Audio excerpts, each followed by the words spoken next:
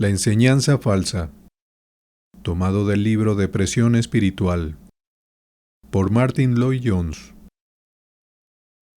¿Dónde, pues, está esa satisfacción que experimentabais? Porque os doy testimonio de que, si hubiese sido posible, os habríais sacado los ojos y me los habríais dado. Gálatas capítulo 4, versículo 15. Llamó su atención a esta pregunta dirigida por el apóstol a los miembros de las iglesias en Galacia, para que juntos consideremos otra causa de depresión espiritual o infelicidad en la vida cristiana. Toda la epístola a los Gálatas trata, en esencia, de esta cuestión. Estos Gálatas habían escuchado la predicación del Evangelio por parte del apóstol Pablo. Eran gentiles típicos paganos, estaban alejados de Dios, no tenían ningún conocimiento de Él, ni de su Hijo, ni de la gran salvación cristiana. Pero el apóstol Pablo llegó, les predicó, y ellos recibieron el mensaje del Evangelio con gran gozo.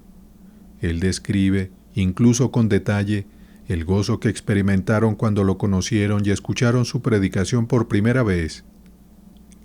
Es evidente que el apóstol, mientras estuvo entre ellos, no gozaba de buena salud física. Hay muy poca duda de que sufría algún tipo de afección ocular, porque le recuerda que, cuando estuvo con ellos se habrían arrancado los ojos y se los habrían dado si eso le hubiera ayudado. Se deduce que esta dolorosa inflamación ocular era ofensiva y desagradable a la vista. No había nada atractivo en la apariencia del apóstol. Como le recuerda a los de la iglesia en Corinto, su presencia era débil. No poseía lo que hoy se llamaría una presencia imponente. Era un hombre muy común a la vista, además de la desfiguración causada por este problema ocular. Sin embargo, como le recuerda aquí, no se ofendieron con él de ninguna manera.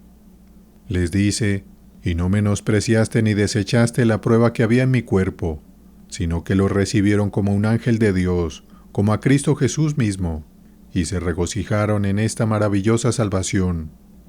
Pero ya no era así, se habían vuelto infelices, y él se ve obligado a preguntarles, ¿dónde pues está esta satisfacción que experimentabais? Se habían vuelto desdichados y casi se habían vuelto contra el apóstol. Su condición era tan deprimente que él incluso utiliza esta expresión: hijitos míos, por quienes vuelvo a sufrir dolores de parto hasta que Cristo sea formado en vosotros. Ahora bien, la pregunta que se les hace sobre su antiguo gozo es muy significativa. De hecho, él ya la había planteado en otras formas en las partes anteriores de su carta. En el versículo 6 del capítulo 1, dice: «Estoy maravillado de que tan pronto os hayáis alejado del que os llamó por la gracia de Cristo, para seguir un evangelio diferente». Luego la repite en el capítulo 3, versículo 1. «Oh Gálatas insensatos, ¿quién os fascinó para no obedecer a la verdad? A vosotros ante cuyos ojos Jesucristo fue ya presentado claramente entre vosotros como crucificado». Sin aportar más evidencia, creo que queda claro que estos cristianos gálatas, quienes habían estado tan felices y gozosos en su recién descubierta salvación, ahora estaban espiritualmente desdichados y deprimidos. La pregunta que nos enfrentamos es esta: ¿cuál fue la causa de este cambio? ¿Qué les había sucedido? La respuesta es perfectamente simple y puede resumirse en una frase: todo se debía enteramente a la falsa enseñanza. Ese era el problema de las iglesias en Galacia. Todos sus problemas emanaban de una cierta falsa enseñanza que habían creído. Este es un tema tratado con mucha frecuencia en el Nuevo Testamento. Casi no hay una epístola en la que no se mencione este asunto de alguna manera. Estas iglesias nacientes fueron muy perturbadas por ciertos tipos de maestros que seguían al apóstol Pablo e imitaban su mensaje y predicación en muchos aspectos, pero añadían su propia enseñanza particular. El resultado fue que no causaron confusión en las iglesias, sino que además llevaron a esta condición deprimente e infeliz en la vida de tantos cristianos. Esto fue, por supuesto, obra del diablo. El apóstol no duda en decirlo y nos recuerda que el diablo puede incluso transformarse en ángel de luz. Ataca a los cristianos e insinúa diversas ideas falsas en sus mentes, con el resultado de que, temporalmente, puede destruir su testimonio cristiano y robarle su gozo. La historia de la Iglesia desde el canon del Nuevo Testamento está lleno de lo mismo. Comenzó desde el principio y ha continuado, en mayor o menor medida, hasta el día de hoy. Y hay un sentido en el cual es cierto decir que la historia de la Iglesia es la historia del surgimiento de muchas herejías, la batalla de la Iglesia contra ellas, y la liberación de la Iglesia por el poder del Espíritu de Dios. Este es, obviamente, un tema muy grande que solo puedo presentar y tocar brevemente.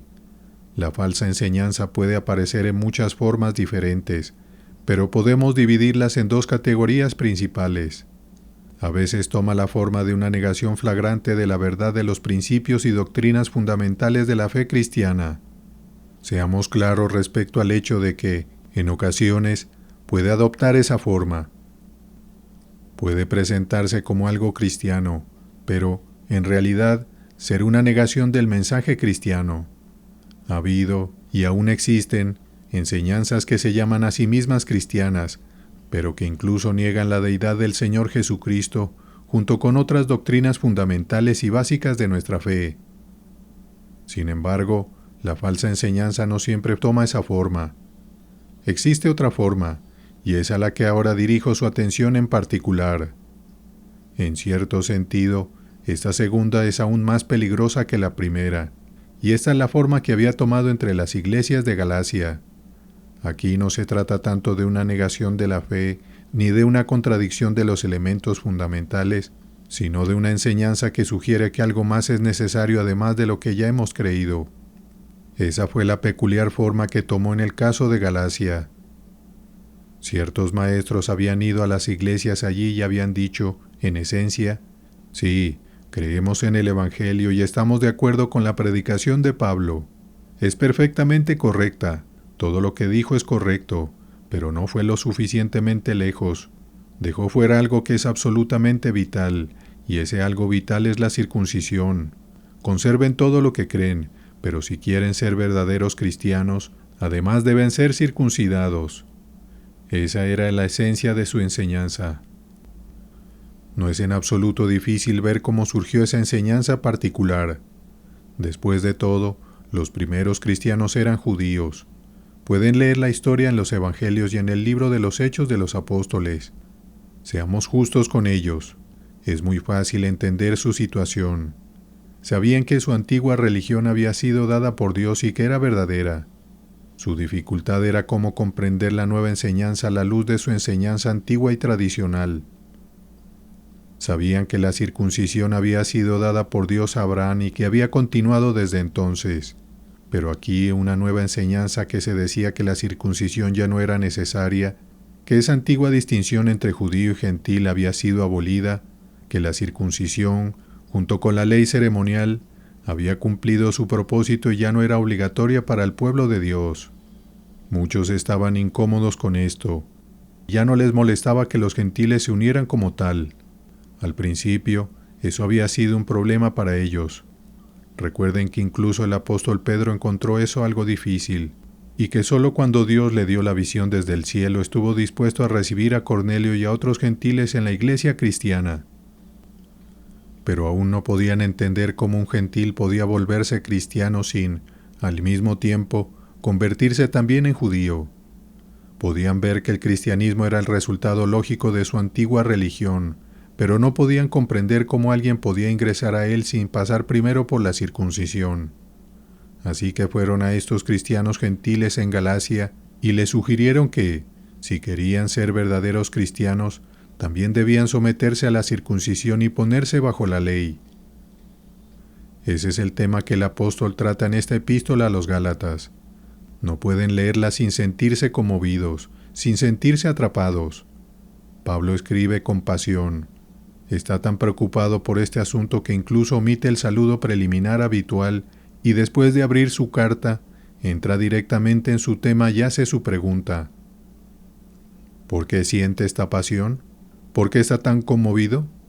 La respuesta es, por supuesto, que sentía que la misma posición y condición cristiana de estas personas estaba en juego, y que, a menos que comprendieran la verdad de este asunto, toda su posición cristiana podría muy bien estar en peligro. No hay carta, por lo tanto, en la que el apóstol hable con tanta vehemencia.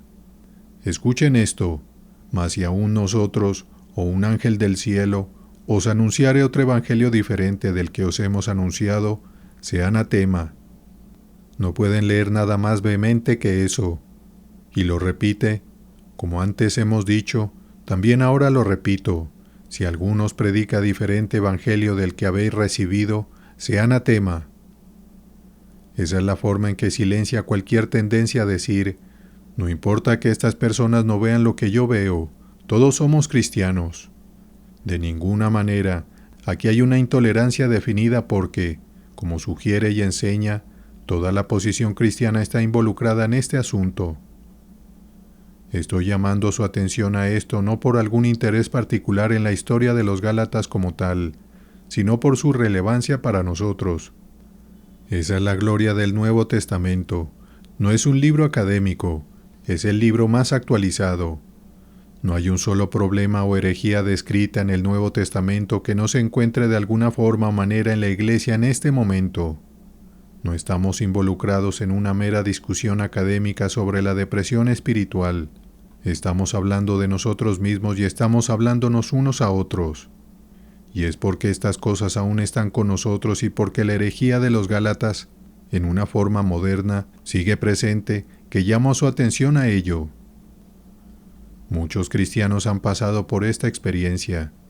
Cuando se encontraron con la verdad por primera vez, quedaron asombrados. Dijeron, nunca supe que eso era el cristianismo. La recibieron con gozo y experimentaron una bendición asombrosa, pero posteriormente fueron confrontados con alguna otra enseñanza. Puede que la hayan leído, o que alguien haya predicado sobre ella, o que se la haya sugerido un amigo, y así fueron introducidos a otro tipo de enseñanza.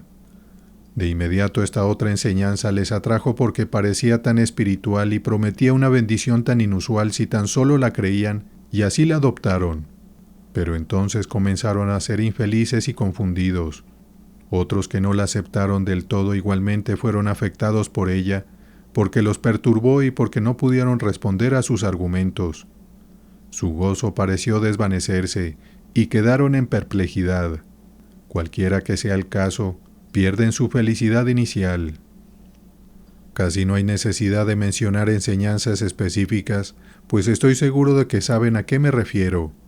Sin embargo, debo mencionar ciertas cosas solo como ilustración y no con la intención de tratarlas en detalle. Además de los ejemplos evidentes, como las herejías de los testigos de Jehová o los adventistas del séptimo día, también se encuentra inherente en el catolicismo romano, con su insistencia en la obediencia y conformidad a cosas no enseñadas en las Escrituras. Aparece en la enseñanza de que el bautismo de adultos por inmersión es esencial para la salvación. Nuevamente, a menudo se encuentra en la insistencia de que es absolutamente necesario hablar en lenguas para estar seguros de haber recibido el Espíritu Santo, y a veces en relación con la sanidad física, en la enseñanza de que ningún cristiano debe enfermarse jamás. Estos son solo algunos ejemplos. Hay muchos otros. Simplemente menciono estos para que comprendamos que esto es un asunto muy práctico, y no meramente una cuestión teórica. Todos nos enfrentamos a estas cosas, y como espero mostrar, todas participan del carácter de la herejía que estamos considerando.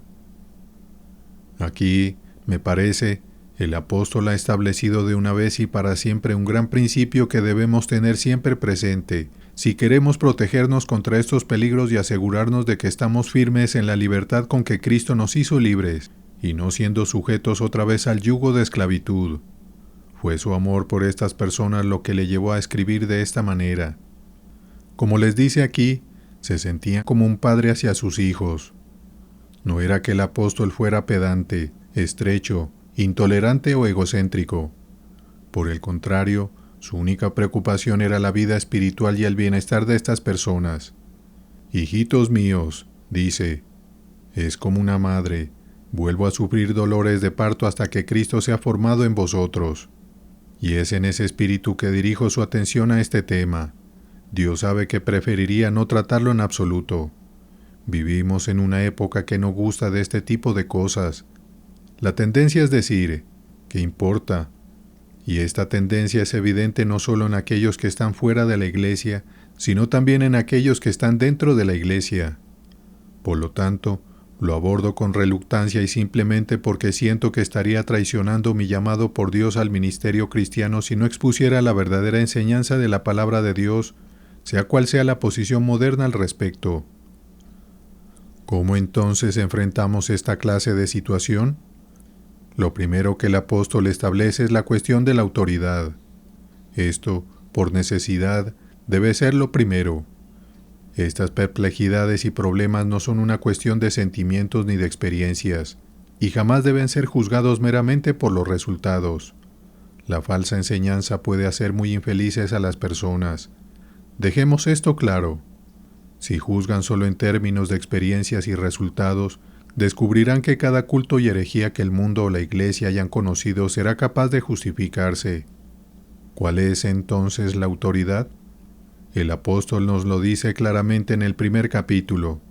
De hecho, la cuestión de la autoridad es precisamente lo que aborda en los primeros 2 capítulos. Aquí estaba involucrada la posición personal del apóstol, y por eso debe hablar tanto de sí mismo. Él adopta una posición en la que desafía a cualquiera a predicar otro evangelio diferente al suyo. Dice, pero si aún nosotros, o un ángel del cielo, os anunciare otro evangelio diferente del que os hemos anunciado, sea anatema. ¿Por qué? ¿Cuál es la prueba? Él dice, mas os hago saber, hermanos, que el evangelio anunciado por mí no es según hombre, pues yo no lo recibí ni lo aprendí de hombre alguno, sino por revelación de Jesucristo. Luego, prosigue relatándoles cómo llegó al ministerio. Dice, porque ya habéis oído acerca de mi conducta en otro tiempo en el judaísmo, que perseguía sobremanera la iglesia de Dios y la asolaba, y en el judaísmo aventajaba a muchos de mis contemporáneos en mi nación, siendo mucho más celoso de las tradiciones de mis padres. Había vivido de esa manera hasta ese momento en el camino a Damasco, cuando el Señor Jesucristo lo puso en el ministerio al cual, ahora sabía, había sido apartado desde el vientre de su madre. El Señor Jesucristo mismo le dio su comisión y su mensaje. Ah, sí, pero Pablo sabía aún más que eso. Aunque había entrado en el ministerio de una manera única y podía describirse a los corintios como un abortivo, no obstante, dice que el evangelio que le fue dado era exactamente el mismo evangelio que también se había dado a otros apóstoles, aquellos que habían estado con el Señor en los días de su carne. Cuando habló con los otros apóstoles en Jerusalén, descubrió que estaba predicando exactamente el mismo evangelio que ellos estaban predicando. Aunque le había llegado de esta manera individual, como una revelación directa, los otros predicaban exactamente lo mismo que él estaba predicando. Allí está, entonces, la base de la autoridad, y es esa autoridad la que el apóstol defiende aquí, y sobre la cual argumenta. Dice que no era una cuestión de que un hombre diga esto y otro diga aquello. Afirma que no estaba predicando simplemente lo que él pensaba.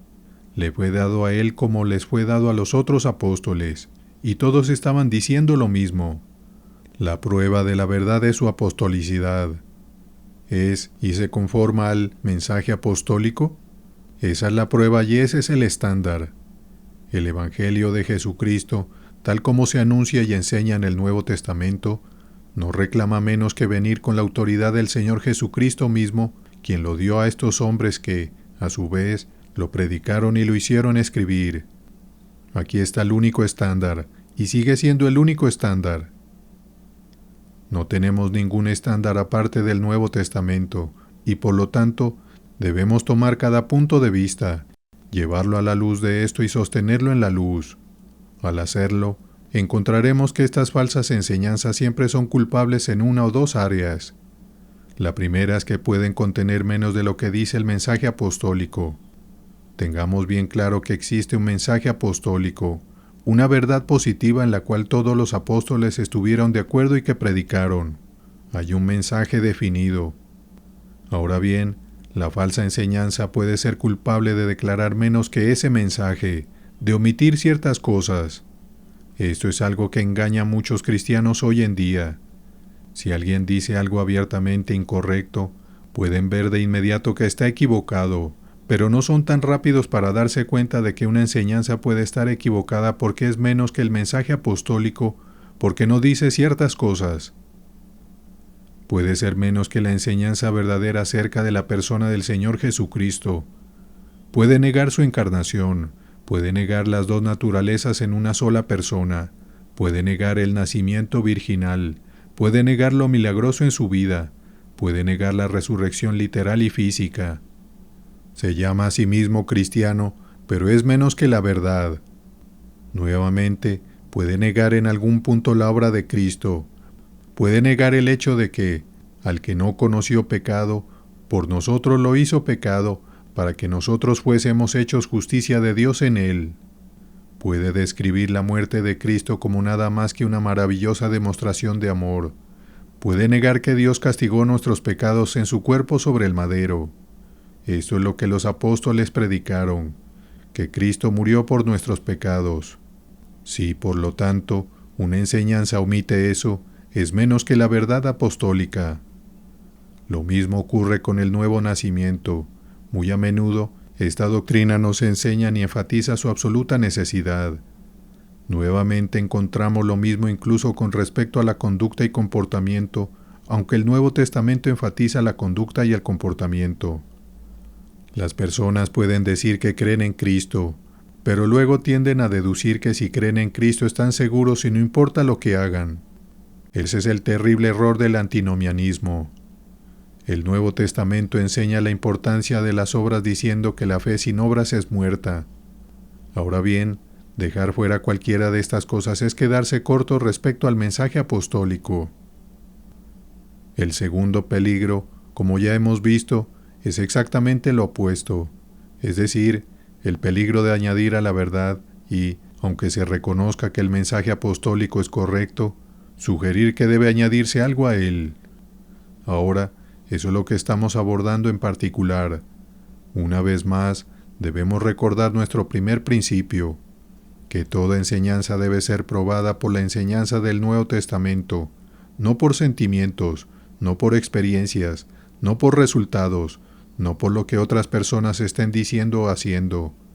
Aquí está la prueba, la apostolicidad, la enseñanza del Nuevo Testamento. Otro muy buen método de prueba es este. Tengan cuidado siempre de analizar las implicaciones de una enseñanza. Esto es precisamente lo que el apóstol hace en el capítulo 2 de esta epístola a los Gálatas. Esta nueva enseñanza parecía no estar negando a Cristo en absoluto, y sin embargo el apóstol muestra claramente que niega el punto más vital. Incluso tuvo que hacer esto con el apóstol Pedro en Antioquía. Pedro, quien había recibido una visión en conexión con Cornelio, Hechos capítulo 10, y aparentemente había comprendido estas cosas con claridad, fue influenciado posteriormente por los judíos y sintió que no podía comer con los gentiles, sino solo con los judíos. Pero Pablo tuvo que resistirle cara a cara y decirle claramente que al hacer esto estaba negando la fe. Ahora, Pedro no quería hacer eso, no quería negar su salvación por Cristo mediante la fe solamente. Pero Pedro tuvo que ser llamado a comprender claramente su posición real y entender que con sus acciones estaba proclamando que algo más, además de la fe en Cristo, era necesario. Entonces, trabajemos siempre en analizar las implicaciones de lo que decimos y hacemos. Permítanme darles una ilustración de lo que quiero decir. Una mujer cristiana con quien una vez discutí este asunto tenía dificultad para comprender este punto. No podía entender cómo ciertas personas incrédulas que llevaban vidas muy buenas no son realmente cristianas. Dijo, no puedo entender cómo pueden decir que no son cristianas. Miren sus vidas. Ella era una buena cristiana, pero estaba realmente confundida respecto a esto. Le respondí, un momento, ¿no te das cuenta de lo que estás implicando? ¿No ves lo que estás diciendo?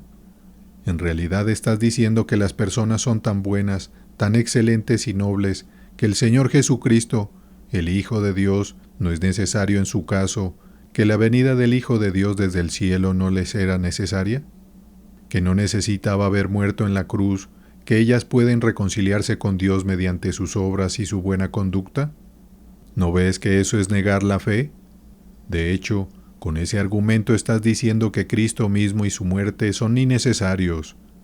Y ella lo entendió al analizar las implicaciones de lo que estaba diciendo. No miren las cosas solo en su valor superficial, sino vean lo que realmente implican. La tercera característica que, me parece, es especialmente de esta herejía en particular, tal como se expone en la epístola a los Gálatas, es que siempre es una adición a la revelación. Esta predicación sobre la circuncisión no es parte del mensaje de Cristo, dice Pablo en efecto. Estas personas predican eso, pero no lo recibieron de Cristo. Cristo, cuando me dio el mensaje, no dijo que todos debían ser circuncidados. Es algo aparte de su revelación, es una adición al mensaje apostólico. Encontrarán que esta es siempre la característica del tipo de herejía que estamos abordando. Tomen, por ejemplo, la afirmación de la Iglesia Católica Romana. La Iglesia Católica Romana afirma que es tan inspirada hoy como lo fueron aquellos primeros apóstoles, pero no tiene ninguna base en las Escrituras para decirlo. Ella misma lo afirma, y hace la afirmación de que esta revelación posterior le ha sido dada a la Iglesia. Esta afirmación se hace de manera abierta.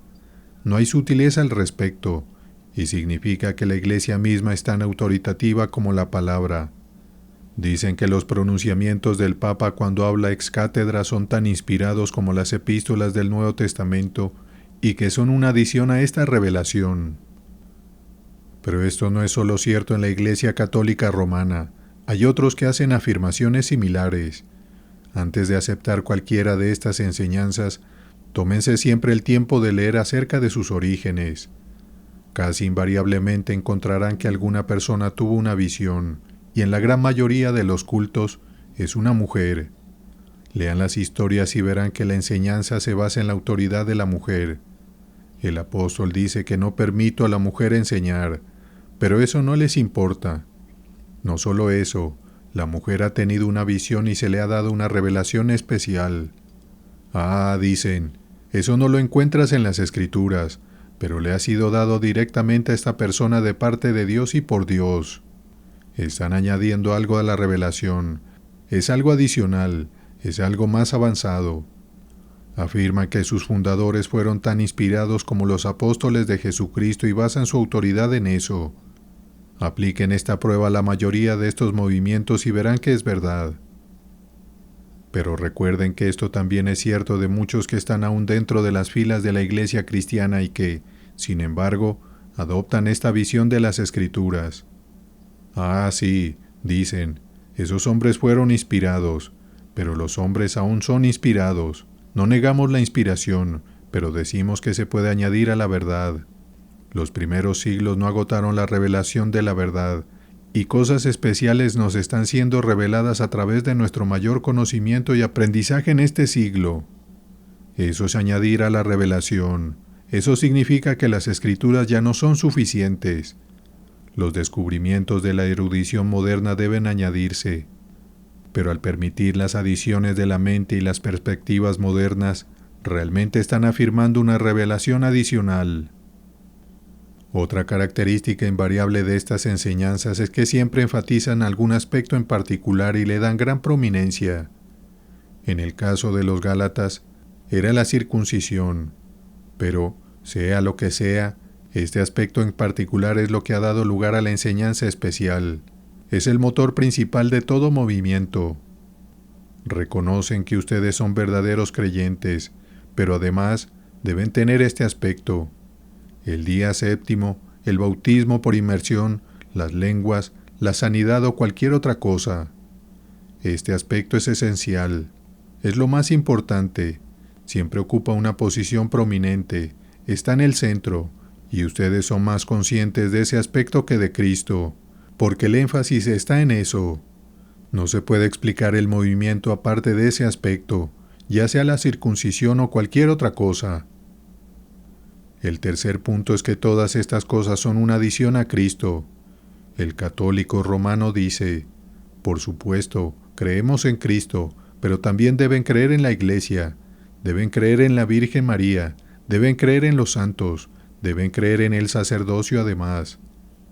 Desde el punto de vista estrictamente ortodoxo y doctrinal, me siento más cercano a muchos católicos romanos que algunos dentro de las filas del protestantismo.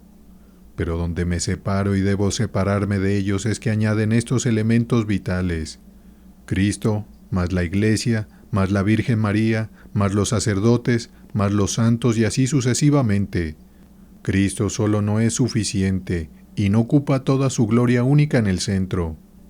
Y lo mismo ocurre con todos los demás. Deben tener alguna experiencia especial, deben tener alguna creencia particular acerca de guardar los días, como lo expresa el apóstol, o deben pasar por algún rito o sacramento especial. Así que siempre es Cristo más algo, y deben tener esta adición esencial. Debemos mostrar, en cuarto lugar, que esta doctrina errónea siempre conduce, de una forma u otra, a la conclusión de que por fe por sí sola no es suficiente. El apóstol lo dice claramente en el capítulo 5, versículo 6. Porque en Cristo Jesús ni la circuncisión vale nada, ni la incircuncisión, sino la fe que obra por el amor.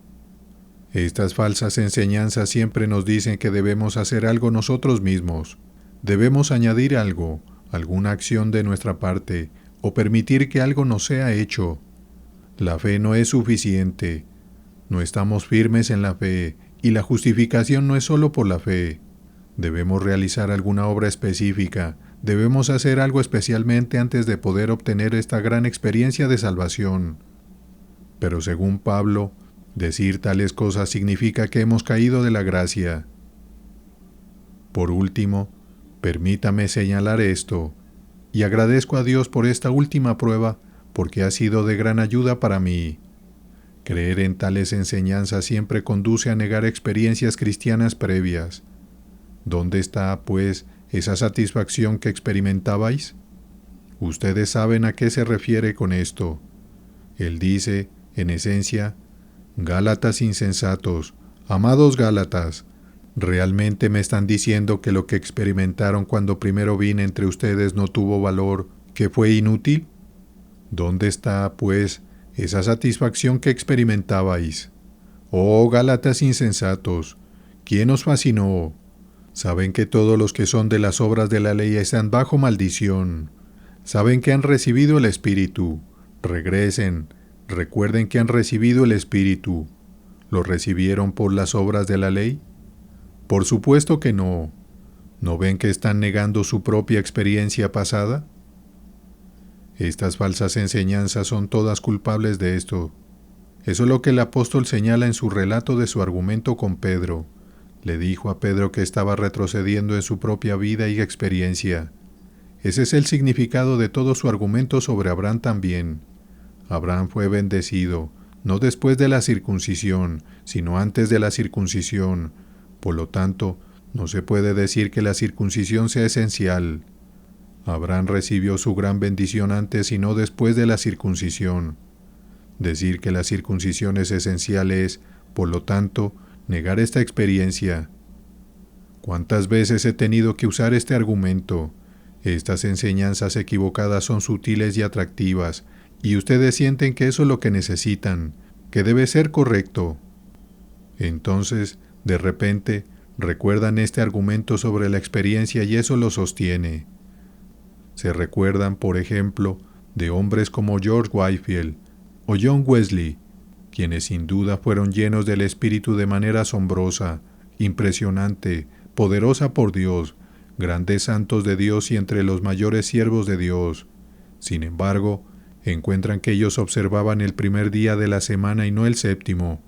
Encuentran que no fueron bautizados de una manera particular. Encuentran que no hablaron en lenguas. Encuentran que no celebraron reuniones de sanidad, y así sucesivamente.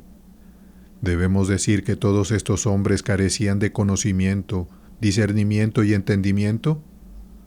¿No ven que estas nuevas enseñanzas que afirman tanto están negando algunas de las mayores experiencias cristianas a lo largo de los siglos? Están prácticamente diciendo que la verdad solo ha llegado por ellas y que durante 1900 años la Iglesia ha vivido en ignorancia y oscuridad. La cosa es monstruosa. Debemos darnos cuenta de que estas cosas deben ser probadas de esta manera. ¿Dónde está, pues, esa satisfacción que experimentaban? Y esto me lleva a la última palabra y la prueba final, que es precisamente esta. Habiendo pasado por estas pruebas, ¿están listos para unirse conmigo y decir lo que el apóstol dijo en el versículo 17 del último capítulo de esta epístola a los Gálatas? De aquí en adelante nadie me cause molestias, porque yo traigo en mi cuerpo las marcas del Señor Jesucristo. ¿Qué quiere decir con esto? Esto es lo que quiere decir: lejos sea de mí gloriarme, sino en la cruz de nuestro Señor Jesucristo, por quien el mundo está crucificado para mí, y yo para el mundo. Dejen de hablarme de la circuncisión, no me interesa.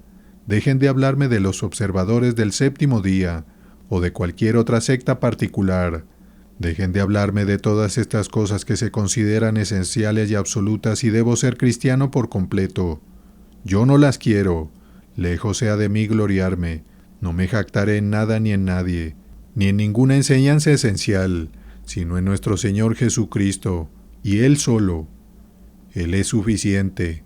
Por Él el mundo ha sido crucificado para mí, y yo he sido crucificado para el mundo.